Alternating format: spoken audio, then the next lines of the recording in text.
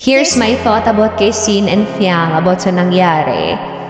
Naaawa ako kay Fiang, but at the same time, valid din naman ang feelings ni Sin. Sabi nga ni Sin, hindi niya kinaya ang mga napapanood niya at hindi natin siya masisi.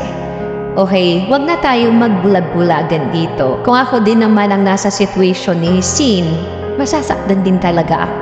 Kahit pa itanong mo sa lahat ng lalaki, walang lalaking magsasabing okay lang yon. Kasi hindi talaga siya okay. Yes, hindi pa kayo magjowa, but you know, the thing na pinapaasa mo siya, sana doon pa lang anlagay ka na ng boundary at limitation sa ibang guy. Kasi nga, di ba, alam mo na makikita yan ng taong pinapaasa. Doon pa lang, dapat naging sensitive enough na si Fiang. Pero wala, napaka-carefree niya.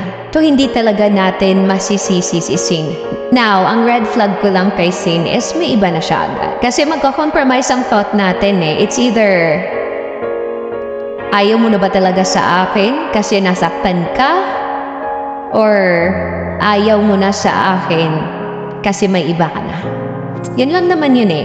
Okay sana eh, valid yung feelings niya, pero the thing na may iba na siya agad, yun yung parang downfall sa akin kay Sin. Sa mga nagsasabi naman na alam na naman ni Sin na clingy talaga si Fiang, ganyan talaga si Fiang sa ibang guy.